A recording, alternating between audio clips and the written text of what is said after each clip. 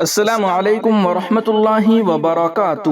ناظرین و سامعین، آج 9 اکتوبر 2024 بدھ کا دن ہے۔ دن کے 9 بجنے والے ہیں۔ اس وقت کی تازہ ترین رپورٹیں سنیے گا۔ تھانہ بھون سے بھی ایک بڑی خبر آ رہی ہے، وہ بھی آپ کو اسی ویڈیو کے اندر سنائی جائے گی۔ اور کیرانہ سے لوک سبھا سانسد چودھری اقرا حسن کی بھی ایک بڑی نیوز ہے، وہ بھی آپ اسی ویڈیو کے اندر آخر میں سنیں گے۔ اس سے پہلے ایک رپورٹ سن لیتے ہیں۔ ہریانہ میں کانگریس کے سبھی 5 مسلم امیدواروں نے بڑے فرق سے درج کی جیت۔ 4 میوات علاقے سے تو اکرم خان کو جگادری سے ملی کامیابی۔ ریاست ہریانہ کے اسمبلی انتخابات میں عوامی سطح سے لے کر میڈیا رپورٹس کے مطابق کانگریس سرکار کے اقتدار میں آنے کے حالات اور ماحول کو دیکھا جا رہا تھا۔ تمام تبصرہ نگاروں سمیت سیاسی پنڈتوں نے ہریانہ میں کانگریس کی 44 سیٹ سے لے کر 55 سیٹوں کی جیتنے کی پیشین گوئی کی تھی۔ تاہم کل جیسے ہی نتائج بی جے پی کے حق میں سامنے آئے، وہ چونکا دینے والے ثابت ہوئے۔ پھر سے ایک بار ریاست ہریانہ میں واضح طور پر بی جے پی اقتدار میں آنے کے فیصلے کے لوگ حیران ہیں۔ پھر سے ایک بار ریاست ہریانہ میں واضح طور پر بی جے پی کے اقتدار میں آنے کے فیصلے سے لوگ حیران ہیں۔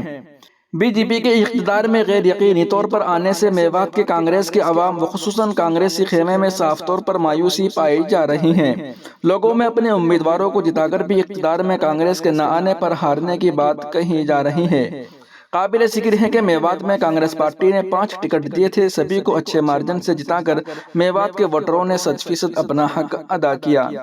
واضح رہے کہ کانگریس پارٹی نے ریاست میں 5 ٹکٹ دیے تھے، جس میں سے 4 ٹکٹ میوات میں جبکہ 1 ٹکٹ شمالی ہریانہ کے جگادری ضلع یمنا نگر سے اکرم خان کو دیا تھا۔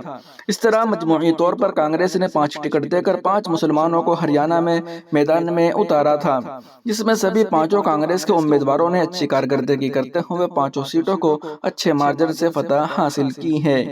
9 اسمبلی حلقے سے کانگریس کے آفتاب احمد نے اپنے سیاسی حریف INL و بی ایس پی اتحاد کے امیدوار طاہر حسین کو 46,963 سے ہرا کر جیت درج کی ہے۔ وہیں کانگریس کے بڑے لیڈر مامن خان نے 98,441 سے بی جے پی کے نسیم احمد کو ہرا کر فیروز پور جھرکا اسمبلی سے بڑی جیت درج کی ہے، جبکہ نو ضلع کے پونہانہ اسمبلی حلقے سے چودھری محمد الیاس نے 31,916 سے اپنے مد مقابل آزاد امیدوار رئیسہ خان کو یہاں سے شکست فاش دی ہے۔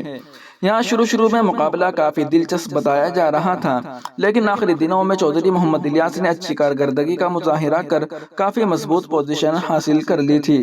ضلع پلول کی ہتھین اسمبلی چودھری محمد اسرائیل خان صاحب نے 32,396 ووٹوں سے بی جے پی کے منوج کمار کو ہرا کر قابل ذکر جیت کر آئے ہیں، جبکہ جگادری اسمبلی حلقے ضلع یمنا نگر سے اکرم خان نے بی جے پی کے کنور پال کو 6,868 ووٹوں سے شکست دی ہے۔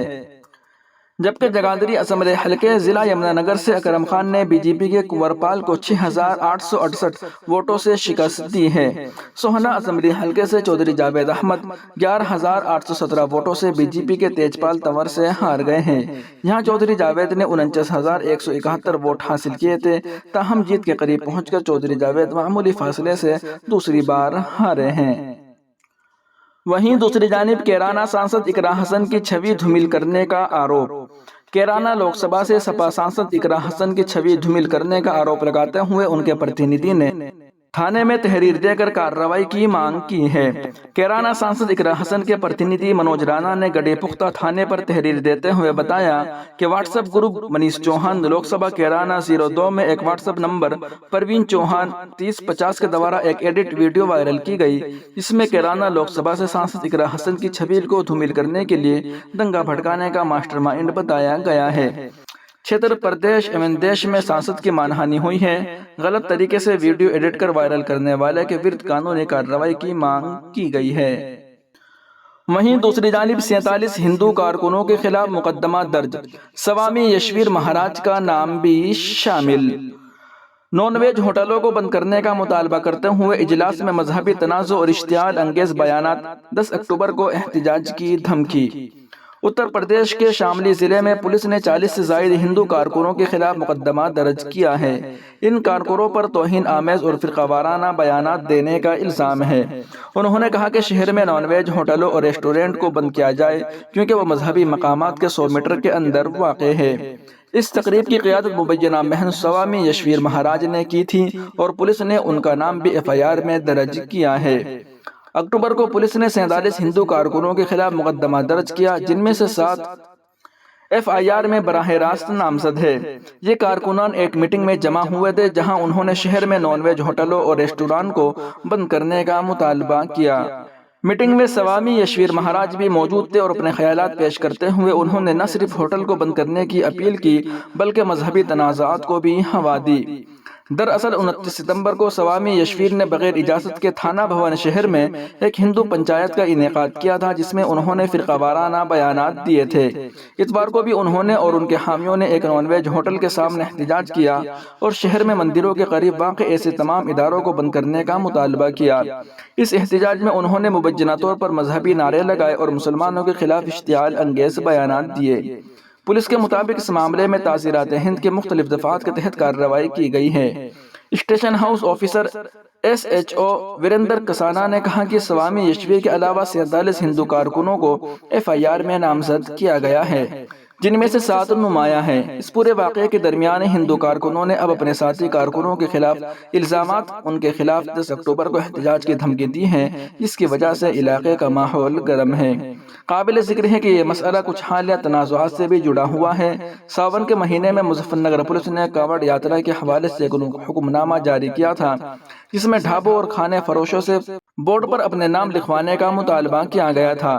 اس حکم نے ملک بھر میں تنازع کو جنم دیا اور بالآخر سپریم کورٹ نے کیس کو خارج کر دیا۔ آپ کو بتاتے چلے کہ اس کے پیچھے مرکزی کردار سوامی یشویر کا ہے۔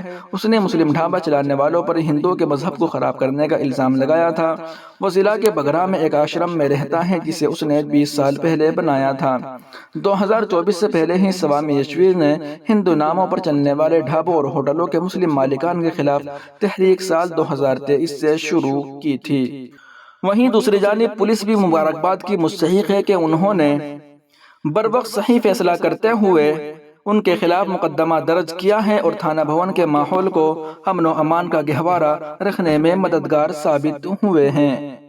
تھانہ بھون پولیس کی اچھی کارکردگی سے تھانہ بھون کا ماحول پرامن ہے۔ ناظرین و سامعین، ان رپورٹوں کو آپ سن اور دیکھ رہے تھے محاسن اسلام یوٹیوب چینل پر۔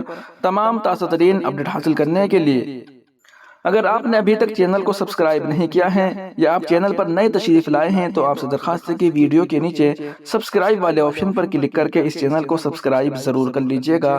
آپ کو اس کے اندر بہت ہی اچھی اور بروقت تازہ ترین اپڈیٹس دیکھنے کو ملے گی۔